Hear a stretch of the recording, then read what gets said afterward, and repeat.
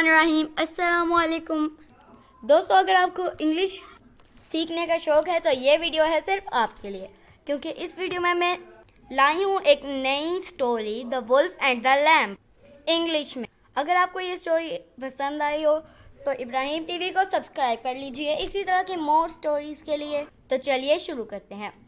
The wolf and the lamp.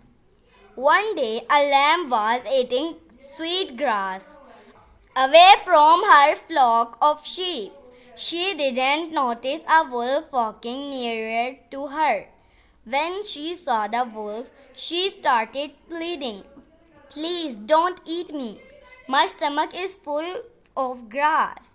You can wait a while to make my meat taste much better.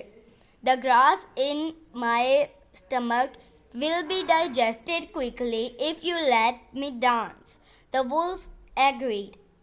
While the lamb was dancing, she had a new idea. She said, "I can dance faster if you take my bell and ring it so hard."